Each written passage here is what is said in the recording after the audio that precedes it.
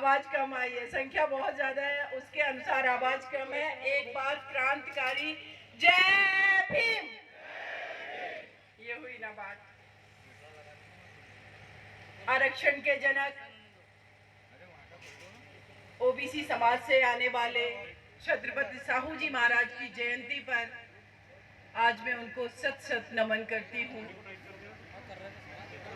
हमारे संविधान निर्माता बाबा भीमराव अंबेडकर जी, जिनको अपना गुरु मानते थे, ऐसे महात्मा ज्योतिबा फुले जी, क्रांति के दूत, उनको मैं नमन करती हूँ।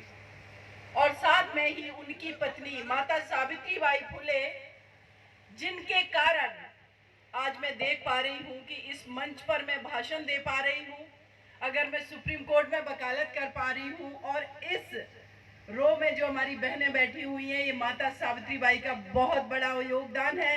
ऐसी क्रांतिकारी महिला को मैं जय भीम करती हूँ, नमन करती हूँ।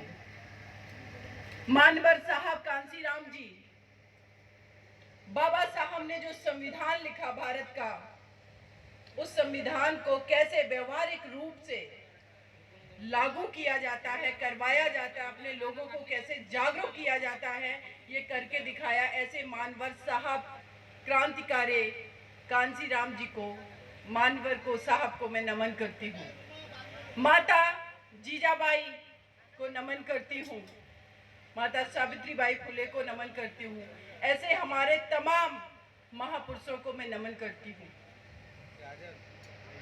बाबा साहब अम्बेडकर जी की जब बात आती है तो मैं एक ही चीज सोचती हूँ कि इसी नागपुर में एक संस्था यहाँ से संचालित होती है, वो है आरएसएस। और ये हमेशा ये दावा करते हैं कि हमारे राष्ट्रवाद के वजह से इस भारत की अखंडता बची हुई है। लेकिन आज इस नागपुर की धरती और इस गोंदिया की धरती के रजे गांव से मैं एक बात कहना चाहती हूँ कि हमारे भारत की अखंडता एकमात्र कारण से बची हुई है, वो है भारत का संविधान। और जिसको लिखा है एक ऐसे बेटे ने, जिस बेटे को पानी पीने के लिए भी संघर्ष करना पड़ा। हमारे खून में, हमारे पूर्वजों के विचारों में, हमारे पूर्वजों के व्यवहार में मानवतावाद की बात झलकती है। उनके कामों में मानवतावाद झलकता है, उनकी किताबों की लेखनी में समतामूलक समाज की बात झलकती है। लेकिन नागपुर से संचालित होने वाली किसी पत्रिका आज तक समतामूलक समाज की बात नहीं कर रही है। वो बात किस बात की कर रही है? उस बात की बात कर रही है, राष्ट्रवाद की बात कर रही है। और उस राष्ट्रवाद में इस देश की बहुसंख्यक आबादी, जो कि बहुजनों की आबादी है, जो कि दलित, शोषित, पीड़ित, वंचित, माइनॉरिटी, महिलाओं की आबादी है, उनके हक अधिकार की बात नहीं है। तो फिर ये कैसा राष्ट्रवाद है?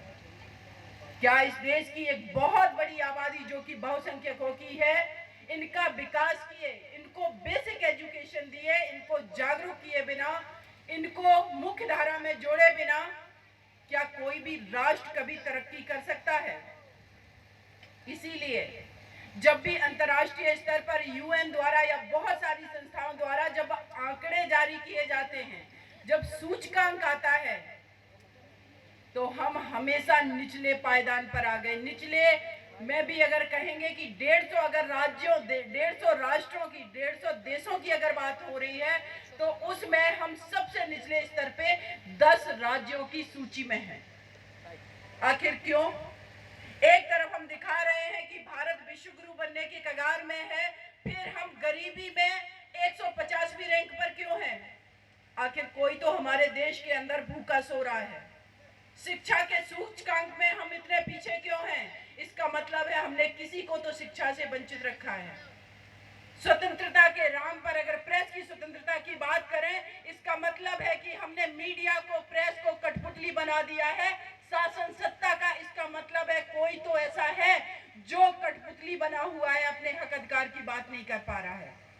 क्या इन सारी चीजों पर बात किए बिना कोई भी राष्ट्र तरक्की कर सकता है?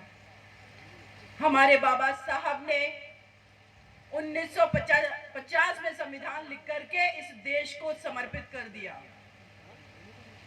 जब अंग्रेज यहां से चले गए, अभी स्वयं अम्बेडकर जी ने जो बात बताई, पूना पैक्ट की बात बताई, उससे एक कदम हम आगे जब बात कर रहे हैं कि जब यहां से अंग्रेज चले गए और ये हुआ, अंग्रेज चैलेंज करके गए थे भारतीयों को कि अगर आप लोग सक्षम हैं तो अपना संविधान खुद बना लो, हम इस देश से चले जाएंगे। जब ये बात आई कि आखिर इतने बड़े देश के लिए, इतनी भाषाएं बोले जाने वाले देश के लिए, इतनी सांस्कृतिक विविधता वाले देश के लिए संविधान लिखेगा कौन? एक व्यक्ति नजर नहीं आया। क्यों? क्योंकि किसी की भावना में इस पूरे देश समाहित ही नहीं था, किसी की फीलिंग में वो समता मूलक समाज की बात नहीं थी, कोई इतना पढ़ा लिखा नहीं था, किसी के पास इतनी डिग्रियां नहीं थी। इसीलिए जब इस देश को एक सर्वश्रेष्ठ संविधान देना था तो सारे कैबिनेट मिशन योजना के लोग बाबा साहब की तरफ देख रहे थे, क्योंकि उनसे ज्यादा काबिल कोई नहीं था इस भारत का संविधान लिखने के लिए। लेकिन वो बेटा आके समाज से रहा था।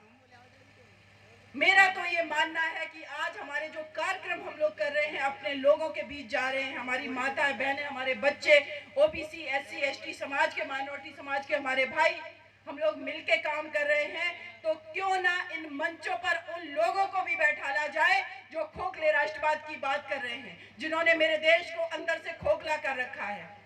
मैं दावे के साथ कहती हूँ, वो हम लोगों की बातों में टिक नहीं पाएंगे जैसे बाबा साहब की बातों में वो टिक नहीं पाते थे। जब संविधान सभा का गठन हो गया और राजेंद्र प्रसाद जी ने ये बात कही, जो कि अध्यक्ष थे संविधान सभा के, कि मैं डेली सुनता हूं अंबेडकर को और मुझे ये पूरा विश्वास हो चुका है कि इस व्यक्ति से काबिल संविधान लिखने वाला कोई व्यक्ति हो नहीं सकता था। अगर इस समाज में, अगर इस बहुजन समाज के बच्चों में, अगर इस ओबीसी एससी एसटी माइनॉरिटीज के बच्चों में इतनी ही काबिलियत है कि वो एक इतने डेमोक्रेटिक कंट्री में एक इतना स्ट्रॉन्ग संविधान दे सकते हैं कि जो 75 साल से हमारे देश में अखंडता को बरकरार रखे हैं, तो फिर इन बच्चों के पेट पर लात क्यों मारी जाती? इनको नौकरियां क्यों नहीं दी जाती? इनके हक अधिकार की बात कौन करेगा? मैं कहती हूं कि जब हमारा देश आजाद हो गया और यहां से अंग्रेज चले गए, पंजाब में एक जगह है जलियांवाला बाग हत्याकांड, हम सभी को पता है।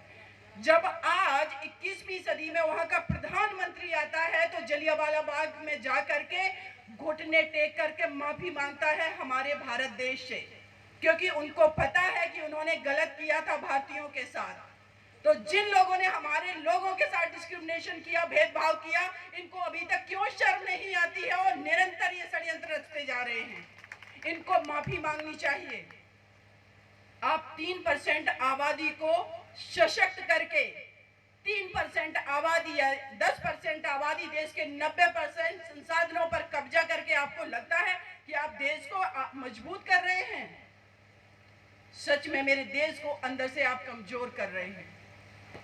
बहुजन समाज में एक से एक काबिल बच्चे हैं, एक से एक काबिल बेटियां हैं। माता सावित्रीबाई फुले, आखिर जब पढ़ते हैं हम लोग कि आखिर उस 3% आबादी में कोई महिला ऐसी क्यों नहीं निकली जो इस देश की हर महिला के लिए एक स्कूल बना देती? क्योंकि आपके चरित्र में समानता की बात नहीं है, क्योंकि आपके चरित्र में मानवतावाद नहीं, आप भेदभावकारी सोच के साथ पैदा हुए हैं। और जब बहुजन समाज की बात आती है, इसीलिए मैं कहती हूं कि आगे आने वाला भविष्य इस देश का बहुजन आबादी डिसाइड करेगी। हम आपके साथ भेदभाव नहीं करेंगे, लेकिन जो हमारे बच्चों का हक अधिकार है उसको हम छीनने नहीं देंगे। ये लड़ाई हमें सबको एकजुट होकर के मिलकर के लड़ने की जरूरत है। एक अकेला व्यक्ति अमेरिका में जाकर के, लंदन में जाकर के पढ़ाई करके पूरे कैबिनेट को चैलेंज करता है कि हिंदू कोड बिल हो या 340 जो आर्टिकल संविधान में है, अगर हम इस पर इस्तीफा दे सकते हैं अपने व्यक्तिगत दाव हित लगा करके, तो हम लोग तो आज इतने जागरूक हो चुके हैं, इतने एजुकेटेड हो चुके हैं, हमारे पास एंड्रॉयड फ़ोन है, आईफोन है, हमारे पास संसाधन आ चुके हैं, बहुत स्ट्रॉन्ग, बहुत ताकतवर, मजबूत क्रांति में खड़ी कर सकते हैं हम लोग मिल करके। और ये क्रांति मैं सैल्यूट करती हूँ नागपुर के लोगों को कि पॉलिटिकल रूप से भले ही हम पावर में नहीं आ पा रहे, लेकिन सामाजिक आंदोलन के रूप में आप लोग बहुत स्ट्रॉन्ग तरीके से लड़ रहे हैं। इसीलिए मैं आप लोगों को सैल्यूट करती हूँ। आज आवश्यकता है, मैं बहुत सारी बातें तो नहीं करूंगी, यहाँ बैठा मेरा हर भाई, हर माताएं बहनें बहुत जागरूक हो चुकी हैं। उनको पता है बाबा साहब ने क्या कहा, उनको पता है महात्मा ज्योतिबा फुले जी ने क्या कहा, उनको पता है माता सावित्रीबाई फुले ने क्या कहा, लेकिन हम उसको ग्राउंड पर इम्प्लीमेंट कैसे करें, लागू कैसे करें, उसके लिए मानवर साहब कांसीराम जी कहते थे, जब समाज के हित की बात आए तो अपने व्यक्तिगत हित को त्याग देना। ये हमारी पहली, तभी हम यूनाइट होंगे ना। हमें विखंडित खंडित कर कौन रहा है? जो 3% लोग हैं वो सत्ता में किसके वजह से आ रहे? हमारे बिखराव के वजह से आ रहे, हमारी यूनिटी जो डिस्ट्रॉय की गई है उसके वजह से आ रहे। आखिर अगर हम 90% हैं तो फिर हम क्यों सत्ता से वंचित हैं?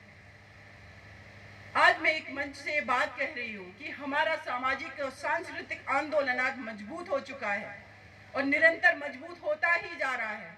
वो दिन भी दूर नहीं है जब हमारे देश में इस बहुजन समाज से प्रधानमंत्री बैठेगा जाकर के। हालांकि दिखावे के लिए वर्तमान एनडीए सरकार ने माननीय द्रौपदी मुर्मू मैम को राष्ट्रपति पद का उम्मीदवार बनाया है। संविधान हम लोगों ने पढ़ा है, हम लोगों को बखूबी ये बात पता है कि देश के राष्ट्रपति के पास कितनी पावर है। एक्चुअल में पावर जो है वो कैबिनेट के पास है। कैबिनेट की सलाह पर देश का राष्ट्रपति काम करता है। और जब हमारे देश के राष्ट्रपति अब्दुल कलाम जी ने कैबिनेट की बात को इनकार कर दिया था लाभ के पद को लेकर के, तो उनकी आलोचना शुरू हो गई और ये कहा गया महाभियोग लगा करके आपको पद से हटा देंगे। देश का प्रथम नागरिक कहा जाता है राष्ट्रपति को, उसको कोई पद से क्यों हटाएगा? लेकिन ये सच है क्योंकि राष्ट्रपति का पद एक्चुअल में जो रूलिंग गवर्नमेंट होती है उसकी कैबिनेट की रिकमेंडेशंस पे काम करता है। इसीलिए इस पद में वो ताकत नहीं होती है, सिर्फ ये सम्मान के लिए पद होता है। और जहां ताकत है वो है प्रधानमंत्री का पद और उनकी कैबिनेट। तो हमारा टारगेट जो है वो प्रधानमंत्री का पद, वो संसद और वो कैबिनेट होनी चाहिए, जहां से जो पॉलिसी आज वहां पर बैठे लोग बना रहे हैं।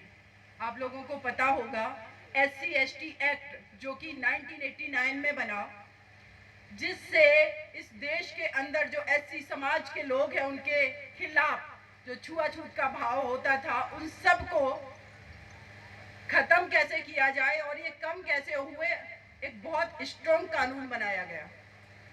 लेकिन वही माननीय सर्वोच्च न्यायालय जहां मैं वकालत करती हूं, उसके जजेस ने इंटरप्रिटेशन की, निर्वचन किया और निर्वचन करके उसको कर दिया कमजोर।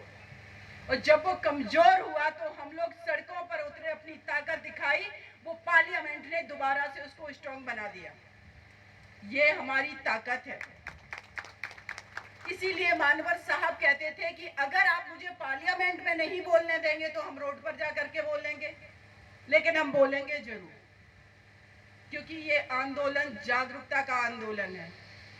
अपने बच्चों, जो आने वाला हमारा भविष्य, हमारी पीढ़ी है, उनकी सुरक्षा, उनकी एजुकेशन, उनके डेवलपमेंट का आंदोलन है। ये आंदोलन कभी खत्म नहीं होना चाहिए।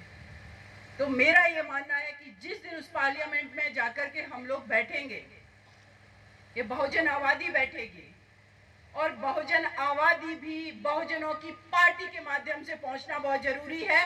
क्योंकि अभी भी एनडीए सरकार में SC समुदाय से करीब 50 उत्तर प्रदेश में विधायक बने हैं। नो डाउट समाज का रिप्रेजेंटेशन हुआ है, लेकिन वो मूक दर्शक हैं, वो बोल नहीं सकते, अपने लोगों की आवाज नहीं उठा सकते।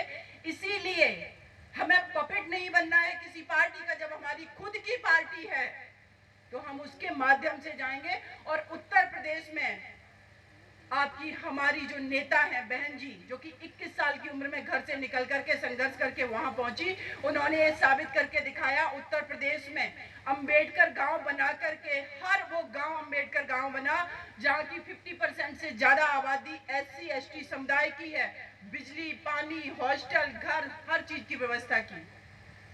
लखनऊ में अंबेडकर पार्क बनाया। लखनऊ में आज हमारे जो पंच परमेश्वर हैं यहाँ पर, इन सब की मूर्तियों को स्थापित किया। हमारे इतिहास को जब आप लखनऊ में एंट्री करेंगे, हमारे जितने भाई बैठे, माताएं गई हुई हैं, गर्व से सर गौरवान्वित होता है। हम देखते हैं वहां पर कि ये हमारा इतिहास बड़े बड़े निरंकारी पत्थरों के रूप में स्थापित किया गया है। आखिर जो लोग दलितों, शोषित, वंचितों के दिखावे के लिए आवाज भले ही उठाते रहे, उन्होंने कभी ये कदम क्यों नहीं उठाया? इस चीज को तो हमें समझना पड़ेगा। चाहे वो कोई सी भी पार्टी हो, जो सत्ताधीन पार्टी रही, चाहे वो उत्तर प्रदेश हो या किसी भी राज्य में हो या सेंटर में जो पार्टी हो, उन्होंने कभी क्यों नहीं सोचा कि माता सावित्रीबाई फुले जी ने अगर विद्यालय बनाया लड़कियों के लिए, तो एक महिला इतना अच्छा काम करी, उनकी मूर्ति को स्थापित किया जाए। बाबा साहब जिन्होंने भारत का संविधान लिख दिया गया, उनको कभी उनका चर्चा में क्यों नहीं नाम आया? अभी पिछले 20 साल से आया है ज्यादा, क्योंकि मानवर साहब ने व्यवहारिक रूप से घरों घरों में बाबा साहब को पहुंचा दिया, महात्मा ज्योतिबा फुले को पहुंचा दिया। और ये काम हमें निरंतर करते जाना है। साथ में मैं एक और बात कहूंगी कि यहाँ हमारे बड़े भाई जो बैठे हुए, हमारी माताएं बहनें बैठी हुई हैं, हम लोग इतने जागरूक हो चुके हैं, लेकिन हमारी जो आगे आने वाली पीढ़ी है, हमारे बच्चे, आज अगर हमारे घरों में हमारे बच्चे सवाल करें हमसे, कोई क्वेश्चन करें, उनको as a father, as a brother, as a sister डांटना नहीं है। उनके सवालों के आंसर हमें देने हैं। और जो चीजें हम आकर के 15, 20 या 25 या 40 साल की उम्र में सीख रहे हैं, अपने उस बच्चे को आप घर में 10 साल से, 5 साल से सिखाना शुरू कर दीजिए। आपको एक्स्ट्रा एफर्ट नहीं लगाना पड़ेगा, वो अपने आप समाज में क्रांति लाता जाएगा। अगर यहाँ माता बहनों की बात करें, दिल्ली में निर्भया केस जब हुआ, अपने बारे में भी बताना चाहती हूँ मैं। उत्तर प्रदेश का एक बहुत छोटा सा गांव है इटावा जिले का, जहां मैं आती हूँ। कुछ लोगों ने अगर विकिपीडिया पे पढ़ा होगा, मेरे गांव की मैं पहली लड़की थी जो कि 8th के बाद 9th क्लास में जिसको पढ़ने की परमिशन मिली। मेरा वो गांव में संघर्ष बहुत बड़ा था। वहां से निकली, 12th पास किया, 10th पास किया, उसके बाद फिर एक कदम आगे जाना था, क्योंकि उस एरिया से कोई भी लड़की 30 किलोमीटर दूर पढ़ने नहीं गई थी। वो हर्डल पार किया, अपने पैर की पायल बेची, कानों की बालियां बेची। ये बात मैं इसलिए कहती हूँ एडमिशन के लिए, स्पेशली अपनी बहनों से, हमारा असली गहना हमारी पायल, मंगलसूत्र, चूड़ियां नहीं है। ये मंगलसूत्र, ये चूड़ियां, ये पायलें हमें बांधती हैं, ये बेड़ियां हैं। आपकी असली ताकत जो है आपकी एजुकेशन है। अपने पिताओं से प्रॉपर्टी में अधिकार मांगिए, अपने घर में बच्चियों को पढ़ाइए, उनको आगे करिए, और सिर्फ पढ़ाना नहीं है। मैंने एक चीज को महसूस किया कि मैंने 10th 12th पास कर लिया, लेकिन मैं फिर भी पढ़ाई से सेटिस्फाई नहीं थी। मैं दुनिया को जानना चाहती थी। आज मैं इस मंच से कह रही हूँ कि अगर मैं घर से बाहर निकल करके दिल्ली में आकर के रोड पर संघर्ष नहीं किया होता तो मैं आज के समझ नहीं होती। अगर मैंने लड़ाई झगड़े नहीं किए होते, अगर मैंने कमेंट करने वाले लड़कों को नहीं पीटा होता, तो उन 4 को भी फांसी नहीं चढ़वा पाती। अपनी बेटियों को लड़ना, भिड़ना, डटना सिखाइए। हर प्रोफेशन में लड़ना पड़ता है। एक डॉक्टर जब ऑपरेशन कर रहा होता है, वो अपने दिमाग से लड़ रहा होता है। एक वकील जब कोर्ट में खड़ा होता है तो कहते हैं ना, वो मुकदमा जीत गए। मुकदमा लड़ रहे हैं, वो लड़ाई है। लेकिन हम क्या कहते हैं, हमारा कल्चर क्या है? बेटी को धीमे बोलना है, कम बोलना है, इनोसेंट दिखना है। अरे भाई, सत्ता लड़ाई से आती है। चुनाव लड़ रहे हैं, वकालत में मुकदमा लड़ रहे हैं, हर चीज जब लड़ाई से हो रही, तो इनोसेंट बेटी कैसे सत्ता में आ पाएगी, कैसे लड़ पाएगी? कभी कभी मेरे पास ऐसे मुकदमे आते हैं, पिता कहता है मैम 50 लाख रुपए दे करके बेटी की शादी की थी हमने, दहेज में 50 लाख रुपए दिए। पता चला 1 साल बाद बेटी या तो फांसी लगा के फंदे पे झूल गई या घर में सिलेंडर फटने से उसकी डेथ हो गई।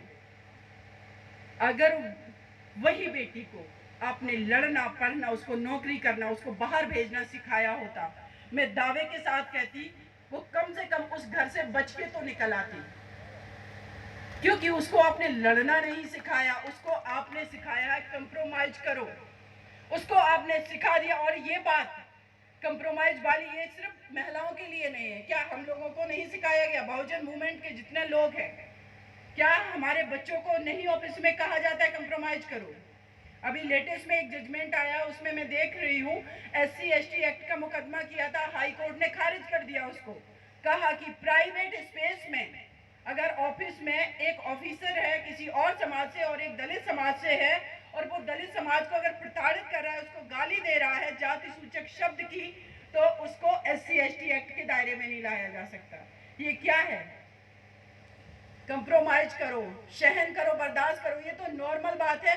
क्योंकि ये भारत के कल्चर में इनबिल्ड ये चीजें स्थापित हैं कि जो बहुजन समाज से आ रहा है, जो SC/ST समाज से आ रहा है, उसको बर्दाश्त करना ही है। लेकिन बाबा साहब ने विरोध किया, बर्दाश्त नहीं किया, तभी वो यहाँ पहुंचे। हमें भी बर्दाश्त नहीं करना है, चाहे छोटी छोटी वो बातें हैं। इन्हीं छोटी बातों से बड़े आंदोलन खड़े होते हैं। और यही बात मैं महिलाओं को कहती हूँ। स्त्रियों को कहा जाता है कि ये बहुत करुणामयी होती हैं। बहुत सारे पति भी ये बात बोलते हैं, अगर आज मैं इस पद पर हूँ, आज मैं नेता हूँ, आज मैं प्रधानमंत्री हूँ, अपनी पत्नी की योगदान के वजह से हूँ। तो मैं एक सवाल दिमाग में गूंजता है कि अरे भाई, आपकी पत्नी इतनी ही काबिल है तो उसको बना दो ना मिनिस्टर, उसको बना दो ना सांसद, वो तो और ज्यादा लोगों को बना देगी, परिवर्तन कर देगी। इस तरीके की भावनाओं में बहना नहीं है। ये परिवार हमें स्ट्रॉन्ग करना है।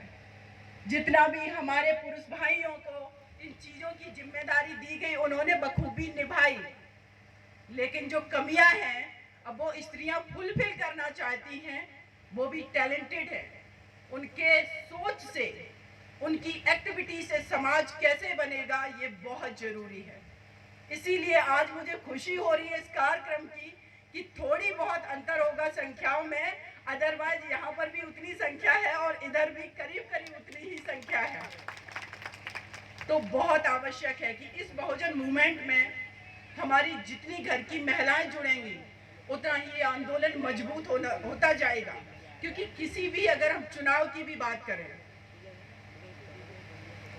पुरुष समाज हमेशा से सत्ता के तरफ लालयत रहा है, लेकिन जब फीमेल ने डिसाइड कर लिया है, वो बहुत बड़ी रिफॉर्मर का काम करती हैं।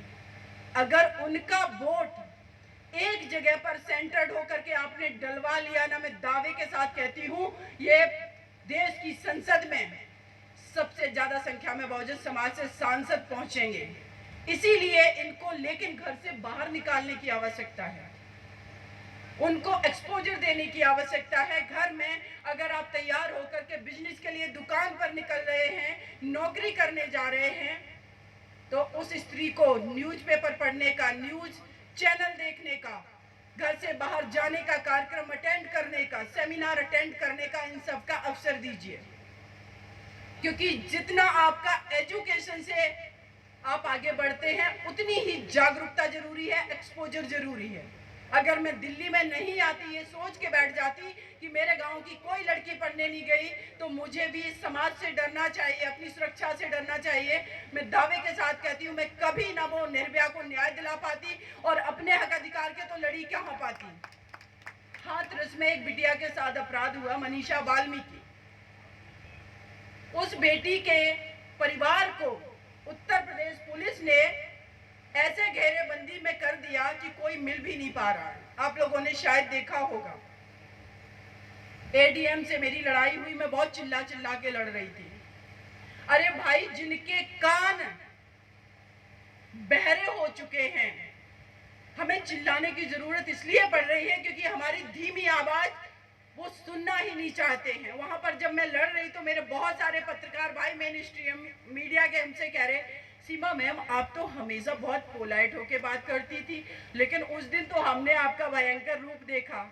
उस भयंकर रूप को दिखाने की भी आवश्यकता है तो लड़िए, चिल्लाइए, क्योंकि बहुत आवश्यक है कि जो बहरे लोग बैठे हैं सत्ता में वो इसी तरीके से सुनेंगे। और साथ ही साथ अक्सर हम लोग भी आरोप लगाते, और सच भी है ये, कि जो भी इस देश के अंदर इतिहास लेखन हुआ है, हम कहते हैं हमारे आइकॉन को नहीं लिखा गया। सावित्रीबाई माता फुले जी की जब बात आती है, महात्मा ज्योतिबा फुले जी की बात आती है, फातिमा शेख की बात आती है, तो एक 4-4 लाइनों में इतिहास लिख दिया गया, क्योंकि इतिहास लेखन करने वाले लोग हमारे लोग नहीं थे। आज हम जब पढ़े लिखे हैं, अभी सर ने मुझे, धनंजय सर ने किताब दी है, मैं शुक्रिया अदा करती हूँ। हमारे बहुजन लोगों के तरफ से लेखन बहुत आवश्यक है, क्योंकि यही चीज़ें भविष्य में हमारे बच्चे इतिहास लेखन के रूप में देखेंगी। आप YouTube चैनल जो बना रहे हैं उस पर बोलिए, आप फेसबुक पर लाइव जा रहे हैं, अपनी समस्याओं को, देश में क्या हो रहा है लिखिए, बोलिए। आपके क्षेत्र में, इस रजे गांव में भी अगर कोई घटना हो रही है तो मैं बेटियों, माताओं, बहनों से भी कह रही हूँ ये बात, लाइव जाइए, व्हाट्सएप पर आप इन चीज़ों को लिखिए, क्योंकि यही छोटी चीज़ें जो हैं वो कल इतिहास बनेंगी। और आप जो अपराध कर रहे हैं, जो आपको दबा रहे हैं, इनको एक्सपोज यही चीज़ें करेंगी। और जो सच है अगर हमने आज लिख लिया वो इतिहास कल बनेगा, तो हम किसी पर आरोप नहीं लगाएंगे। ये बहुत आवश्यक है। मैंने IAS की तैयारी भी की।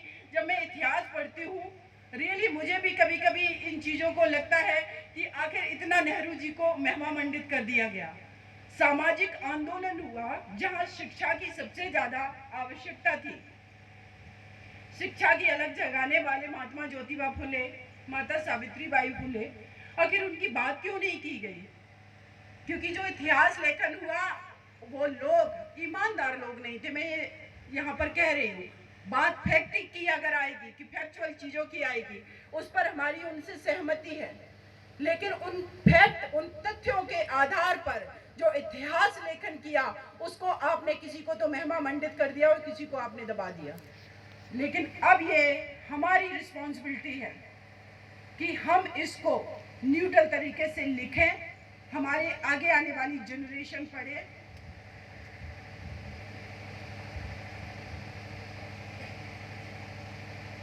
साथ में ही मैं सोमेंद्र को, इनकी पूरी टीम को, और हमारे मंच पर आसीन हमारी 2 महान विभूतियां महिलाएं बैठी हुई हैं, नाम में सबका याद नहीं है मुझे। मैं कल से देख रही हूँ यहाँ पर एक अनिल सर हैं, आपके बारे में अभी मुझे बताया गया सर। जी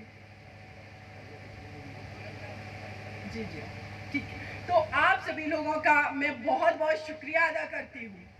अब साथ में ही रिजर्वेशन की अगर मैं बात करूं, जो कि छत्रपति साहू जी महाराज जी ने उस समय में जब देखा, एक तो उन्होंने, आप लोगों को पता ही होगा कि जब उनको महाराजा बनाया गया, जब वो राजा बने कोल्हापुर के, तो उनसे कहा गया कि एक पद्धति है, उसके तहत आपको हम राजा बनाएंगे। पहला उन्होंने वहां पर विरोध कर दिया। उन्होंने क्यों विरोध किया? कि जो ब्राह्मण समाज है, जो जिनको हम कहते कुलपति और ये सारे लोग, ये तो हमें राजा मानने को तैयार भी नहीं है, उस पद पर बैठाने के बावजूद भी। ये भावना है इनके अंदर। तो उन्होंने वहां से विरोध शुरू किया, अपनी चीजें स्थापित करना शुरू किया। यहाँ पर जितने भी सभा में लोग बैठे हैं, मेरे भाई, मेरी माता बहनें, अगर हमारे व्यक्तिगत विचार, नए विचार कुछ ऐसे आते हैं जिससे हमें लगता है कि किसी मानवता को हानि नहीं है, किसी के मौलिक अधिकार का हनन नहीं है, तो उस विचार को आगे लाना बहुत जरूरी है। पहले से जो चीजें स्थापित होती हैं और उसमें अगर भेदभाव है तो उसका विरोध करने में कोई बुराई ही नहीं है, क्योंकि सर्वश्रेष्ठ तो मानवता है। छत्रपति साहू जी महाराज ने वही तो किया। मैं शायद कामले नाम के एक व्यक्ति थे जिनको उन्होंने एक चाय की दुकान खुलवाई थी। उन्होंने कहा कामले जी ने कि महाराज हम इस पर नाम लिख देते हैं। कहते छुपके ही सही, जाति मत लिखो, इनको चाय पिलाओ पहले। जब लोगों को पता चला, विरोध करना शुरू किया, तो महाराज खुद आकर के चाय पीने लगे। इसीलिए मैं मानवर साहब के लिए ये बात कहती हूँ कि उन्होंने इस पूरे देश के अंदर इतना बड़ा आंदोलन कैसे खड़ा कर लिया। वो इसलिए कर पाए क्योंकि नैतिकता उनके अंदर थी। उन्होंने वो खुद करके दिखाया। घर छोड़ा, नौकरी छोड़ी, आजीवन अविवाहित रहे, सर्दियों में पहनने के लिए कपड़े नहीं है लेकिन फिर भी आंदोलन करते जा रहे हैं। ये सारी चीजें उन्होंने करी। वैसे ही छत्रपति साहू जी महाराज जी ने, जब उनके दिमाग में ये बात आई कि आखिर हमारे जो दलित समाज के जो भाई हैं इनके साथ इतना भेदभाव है, तो क्यों ना इन लोगों को हम रिजर्वेशन दें। 50% पहली बार रिजर्वेशन उन्होंने अपने जो साम्राज्य उनका था कोल्हापुर, वहां पर उन्होंने लागू कर दिया। बच्चों के लिए उन्होंने हॉस्टल बनवाए। स्त्रियों की शिक्षा की बात की, प्राथमिक शिक्षा को कंपलसरी कर दिया, निःशुल्क कर दिया। वर्तमान समय में जो कहा जाता है कि लोक कल्याणकारी सरकार है, इस सरकार से मैं एक सवाल करती हूँ, क्या एक देश का प्रधानमंत्री महाराजा छत्रपति साहू जी महाराज की पॉलिसी को ही अपने कैबिनेट में जाकर के पास करवा दे, देश का भला हो जाएगा? लेकिन आप ऐसा नहीं करेंगे, क्योंकि आपको पता है कि जिस दिन आपने देश की पार्लियामेंट में, जिस दिन आपने अपने भाषणों में यह बोलना शुरू कर दिया कि सामाजिक न्याय का एक मसीहा छत्रपति साहू जी महाराज, जिन्होंने 50% रिजर्वेशन दिया था, जिन्होंने बेसिक एजुकेशन की बात की थी, उस दिन आप उनको हीरो बना देंगे। लेकिन आप बहुजन समाज के लोगों को हीरो बनता देखना पसंद नहीं करना चाहते हैं, क्योंकि अगर आपने इनकी बात कर दी, इनके कामों की बात कर दी, तो आपकी जो कॉन्स्पिरेसी है, आपके जो षड्यंत्र है, वो खुल जाएंगे। ये दोनों चीजें एक साथ नहीं चल सकती। हमारे पूर्वजों के विचार और उनका इतिहास लेखन दोनों कॉन्ट्राडिक्टरी है। अगर इन्होंने इनको लिखा तो वो एक्सपोज होंगे, क्योंकि भेदभाव किसने किया है? उन्हीं लोगों ने किया है। इसीलिए जब हमारा संविधान लागू हुआ, हमें रिजर्वेशन मिलना शुरू हो गया, हमारे लोग आर्थिक रूप से मजबूत होना शुरू हुए, सामाजिक रूप से मजबूत होना शुरू हुए। मैं एक और बात इस मंच से कहूंगी कि जैसे ही देखा लोगों ने कि सामाजिक और आर्थिक रूप से मजबूत हो रहे, आईएएस आईपीएस बन रहे हैं, तो अपने घर की बेटियों की शादी करवाना शुरू कर दिया। अरे भाई, इतना षड्यंत्र! और हमारे अपने लोग इसी में गौरवान्वित महसूस कर रहे हैं कि हमने ब्राह्मण समाज की बिटिया से शादी कर ली। तो मैं कहूंगी, लेकिन उनकी कॉन्स्पिरेसी को समझिए, धीमे से पहुंचा दिया हमारे घरों में। लेकिन हम कह रहे हैं ना कि हम बहुजन समाज के लोग हैं भाई, हम तो वैसे भी समतामूलक समाज की बात करते हैं। हमारा चरित्र ही भेदभावकारी नहीं है। आप हमारे घर की आकर के देखिए, आपकी बेटियों को भी हम उतना ही सम्मान दे रहे हैं, अगर उसको बहू बना के ला रहे जितना अपने घर की बेटी को। लेकिन आज वही जब एक दलित समाज का बेटा, जो कि कम पढ़ा लिखा है, जिसके पास पैसे नहीं है, अगर उसने हिम्मत जुटाई, ये कर्नाटक या केरल की बात है 2 साल पहले की, उस बच्चे को दिन दहाड़े उसकी पत्नी के सामने उसका गला रेत दिया गया था और उसकी पत्नी प्रेग्नेंट थी। इसका मतलब है कि आप अभी भी मानसिक रूप से एक्सेप्ट नहीं कर पाए, लेकिन आपने जब देखा सामाजिक और आर्थिक रूप से मजबूत है, तो वहां पर आपने ग्रिप में ले लिया उनको। लेकिन जब बाबा साहब ने ये रिजर्वेशन लागू करवाया, हमारे लोग मजबूत होते गए। अब रिजर्वेशन मिलने की बात कहाँ आई? पार्लियामेंट में, हमारी जो असेंबली इलेक्शन होते हैं उसमें, और साथ ही साथ हमारे जो एजुकेशन है या हमारे सरकारी अन्य नौकरियों में रिजर्वेशन मिलने की बात आई। पहली बार एनडीए की सब सरकार बनी, देश के प्रधानमंत्री बने अटल बिहारी वाजपेयी जी। वो भी राष्ट्र की बात करते थे। हालांकि बहुत लोग उनकी तारीफ भी करते हैं। मुझे समझ में नहीं आता है कि जितनी भी पॉलिसी अगर आप बहुजन आंदोलन, बहुजन लोगों के खिलाफ बनाएंगे, तो हम इस मंच पर तारीफ कैसे कर सकते हैं आपकी? पीएसयू बेचना शुरू करवा दिया। सबसे ज्यादा सामाजिक जो उपक्रम है, सरकार की जो संस्थाएं हैं, जो उपक्रम है, वो बेचना शुरू हुआ। कितनी सारी चीजों के इन्होंने निजीकरण कर दिए।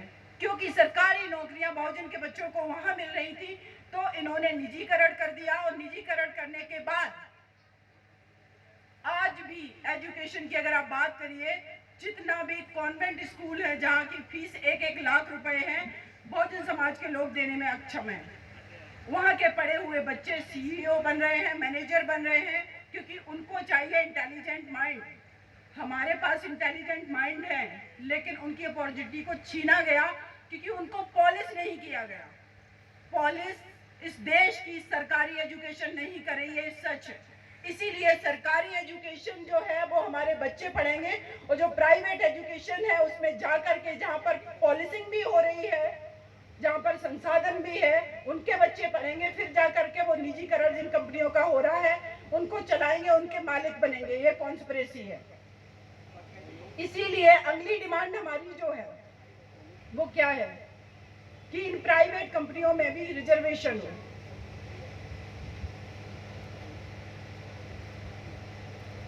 लेकिन जिन लोगों को ये मुद्दा पार्लियामेंट में उठाना है, जिन लोगों को ये मुद्दा असेंबली में उठाना है, वो लोग बोल नहीं पा रहे हैं क्योंकि उनको आवश्यकता नहीं है। आवश्यकता जिनको है उनके अंदर बिखराव के वजह से हम यूनाइट होकर के नहीं पहुंच पा रहे हैं। हम मुख्यमंत्री नहीं बन पा रहे हैं, हम प्रधानमंत्री कैबिनेट में नहीं पहुंच पा रहे हैं। तो फिर आपके पास विकल्प क्या है? विकल्प है सामाजिक आंदोलन, और उस आंदोलन से उनको रोकना है कि वो ना सत्ता में पहुंचे। जब वो नहीं पहुंचेंगे तो हम लोग पहुंचेंगे, वहां पॉलिसी हम बना लेंगे। जो कंपनी का टर्नओवर 500 करोड़ रुपए है, वहां पर 30 से 40% आप रिजर्वेशन कंपलसरी कर दीजिए। लेकिन ये करेगा कौन जब हमारे अपने लोग वहां पहुंचेंगे? और वर्तमान में जो ये एजुकेशन पॉलिसी लाए हैं उसमें ये कहा गया है कि जो व्यक्ति प्रोफेशनली जो चीज काम करता आया था वो वही काम करेगा। इनडायरेक्ट वे में जातियों के आधार पर इन्होंने जिन कामों को बांटा हुआ था उन कामों को अगेन ये उसी तरीके से करवाना चाहते हैं, क्योंकि नहीं पसंद है कि उनका बच्चा आईएएस बने या मैनेजर बने। लेकिन जब किसी और समाज का व्यक्ति उस पर्टिकुलर प्रोफेशन में आगे बढ़ेगा तो वो ब्रांड बन जाता है, लेकिन हम लोग कभी ब्रांड नहीं बन पाते हैं। तो पूरी कॉन्स्पिरेसी को हमें समझने की जरूरत है। आज इस देश को सच ये है कि देश की सरकार के साथ साथ पूंजीपति चला रहे हैं। हमारे बच्चे अगर स्टार्टअप शुरू करेंगे, कोई छोटा मोटा बिजनेस करेंगे, उस बिजनेस के लिए अगर उनको पैसे लेने हैं, लोन लेने हैं, तो बैंक में बैठे मैनेजर करप्शन करके कहेंगे 50,000 ले जाओ, स्टार्टअप मत डालो, 50,000 हमें दे दो, हम हो गया 1 लाख का बंटवारा। ना उनको जमीन मिलेगी, ना उनको दुकानें मिलेंगी। और हम क्या करें, अपने बच्चों को एमबीए करवा रहे हैं। एमबीए करने के बाद हमारा बच्चा कहाँ जा रहा है? दिल्ली में 5 स्टार होटल में जाकर के 20,000 रुपए की नौकरी कर रहा है। परिवार से बहुत दूर, समाज से बहुत दूर। ऑब्जेक्शन वहां नहीं कर सकता, क्रांति वहां नहीं कर सकता है। इससे बेटर है कि वो अपने एरिया में रह करके अपने लोगों को जागरूक करे, वहां पर वो चेयरमैन बने, पार्षद बने, अपना यूट्यूब चैनल चलाए, अपनी छोटी मोटी दुकान खोले, क्योंकि वो तो और भी ज्यादा वहां पर शोषित कर रहे हैं, वंचित कर रहे हैं। तो इन सारी चीजों को हमें समझने की जरूरत है। निजीकरण जितनी भी कंपनियों का हुआ है, उन कंपनियों में हमें रिजर्वेशन मांगने की जरूरत है। और एक और कदम आगे अगर बात करूंगी, जितना भी बहुजन समाज के नेता हुए इस देश के अंदर, उन नेताओं को चाहे वो सीबीआई हो चाहे ईडी हो, इसके ग्रुप में ले लिया गया है। क्योंकि ना तो हमारे लोग सीबीआई में हैं, ना हमारे लोग ईडी में हैं, ना हमारे लोग मीडिया में हैं, जहां पर ये लोग दिन रात बात कर रहे हैं। मीडिया नैरेटिव तैयार करता है, किस चीज पर डिबेट होगी, किस चीज पर डिस्कशन होगा। बॉलीवुड इंडस्ट्री की अगर बात कर ले तो आज भी जो फिल्में बन रही हैं, आप देखिए, एक पूंजीपति का बेटा आकर के मर्सिडीज गाड़ी से उतर रहा है और एक बच्चा साइकिल से जा रहा है। उस साइकिल से जाने वाले बच्चे का संघर्ष देखिए, वो क्रांतिकारी है, वो समतावाद की बात करने वाला है, लेकिन वो बच्चा कैसे मौलिश कर रहा है। आज भी एक समर्थ जाति का व्यक्ति सिंहासन पर बैठता है, और जब कोई बहुजन आबादी से आने वाला व्यक्ति अगर SC ST उसमें दिखाया गया तो वो आकर के सर के बल कंधों के बल झुका होगा, कंधे पर गमछा होगा, कपड़े भी पूरे तन पे। अभी भी ये दिखाने की कोशिश है, क्योंकि ये दिखाना चाहते हैं कि आपका असली चेहरा यही है, आप शासन सत्ता के लिए नहीं बने। ये जो फिल्में बनती हैं ये नैरेटिव है ये, और ये नैरेटिव हमारे देश की बहुसंख्यक आबादी के दिमाग में रखा गया है, क्योंकि हमने फिल्में नहीं बनाई। जय भीम मूवी देखी होगी आप सभी ने, वो सच मूवी है, उसमें कुछ गलत नहीं है। हाथरस अगर हम केस की बात करें, एक दलित समाज से आगे आने वाली बेटी जिसका 4 लोगों ने रेप किया, मर्डर किया, अगर उस केस में मैं इन्वॉल्व नहीं होती, उस परिवार के लिए मैं शुरुआत में नहीं लड़ती, अभी मुकदमा बाद की बात है, तो इस उत्तर प्रदेश सरकार ने उस पूरे परिवार को अपनी बेटी के ही ऑनर किलिंग में जेल में डाल दिया होता। आज जीवन ये लोग बाहर नहीं निकलने देते। इस तरीके की षड्यंत्र होते, और ऐसे एक नहीं, मैं उत्तर प्रदेश क्या कई एक राज्यों में हजारों केस बता देंगे कि जिस परिवार के साथ अत्याचार हुआ उसी को डाल दिया। इसीलिए बहुजन मूवमेंट को जो सबसे ज्यादा जरूरत है, मैं यहाँ सक्षम हो गई, बहुत लोग सक्षम हो गए, IAS IPS बन गए, लेकिन हमें सबसे ज्यादा आवश्यक है, चाहे वो मनीषा वाल्मीकि जैसी बिटिया हो या मेघवाल जैसा बेटा जो कि राजस्थान में था, उनके दर्द को हमें महसूस करना होगा। इस देश के अंदर अगर एक भी बहुजन आबादी के बेटे या बेटी के साथ अत्याचार होता है तो वो आवाज महाराष्ट्र से भी उठे। अगर अत्याचार उत्तर प्रदेश में हो रहा है, अगर महाराष्ट्र में हो रहा, तो वो आवाज उत्तर प्रदेश से भी उठे, दिल्ली से भी उठे। ये यूनिटी बहुत आवश्यक है। क्षेत्रवाद तक हमें सीमित नहीं रह जाना है। अगर वो आवाज हम लोगों ने अपनी एकजुटता दिखा ली, यूनिटी दिखा ली, मैं दावे के साथ कहती हूँ कुछ भी असंभव नहीं है। बाबा साहब ने उस दौर में करके दिखाया। आज बहुत लोग हमारे जब बहुजन डिस्कशन डिबेट होते हैं, लोग कहते हैं संविधान बचाने की आवश्यकता है। अरे भाई, हम उस समाज से आते हैं जहाँ एक व्यक्ति संविधान लिख गया, तो हमारे संविधान को बचाने की आवश्यकता, हम लोग एकजुट होकर नहीं बचा पा रहे हैं, और वो षड्यंत्र करके उस संविधान की जो मूल भावना है उसको खत्म करते जा रहे हैं। तो ये हम लोग यूनाइट होकर के सब कुछ संभव है, कर सकते हैं। मैं सैल्यूट करती हूँ ऐसे महापुरुष का जो आज हमारे बीच नहीं है, छत्रपति साहू जी महाराज का, कि उन्होंने एक ऐसे बेटे को आगे किया जिसने जाकर के देश ही नहीं विदेश में अपना परचम लहराया। और एक मंच पर जब एक दिन साहू जी महाराज थे और उसी पर बाबा भीमराव अंबेडकर जी बैठे हुए थे, एक नोट बाबा साहब ने लिखा था। उस नोट को जब उन्होंने पढ़ा, छत्रपति साहू जी महाराज ने, तो उन्होंने ये कहा मंच पर कि इस देश में दलित समाज को, बहुजन समाज को एक आपका लीडर मिल चुका है जो आपके हक अधिकार की बात करेगा। यही भावना इस देश के अंदर OBC, SC, ST और माइनॉरिटी की होनी चाहिए। अगर मेरे साथ में, मेरे बीच में कोई दलित समाज का बेटा है, ST समाज का बेटा है, अल्पसंख्यक समाज का बेटा है, या OBC किसी भी समाज का बेटा, अगर वो काबिल है, बिना जातिवाद की भावना के उसको आगे कर दीजिए। ये बहुत जरूरी है। ये हमारे महापुरुषों ने किया है, तभी आज इस मंच पर ये OBC समाज की बेटी को आप लोगों ने बुलाया है। तो आप लोगों को मैं शुक्रिया अदा करती हूँ। ये हमारी यूनिटी, ये हमारी एकता, ये हमारी ईमानदारी, जागरूकता बहुजन आंदोलन की इस देश में बहुत कुछ बदलाव लाएगी। और मैं आप सभी का बहुत बहुत शुक्रिया अदा करती हूँ कि आप लोगों ने मुझे इस नागपुर की धरती पर बुलाया, इस गोंदिया में बुलाया और इस रजे गांव में एक कार्यक्रम रखा, क्योंकि ग्रामीण क्षेत्र से भी यहाँ लोग आ पाए। तो आप सभी का बहुत बहुत धन्यवाद। जय शिवा, जय साहू, जय क्रांति, जय भीम, नमो बुद्धाय।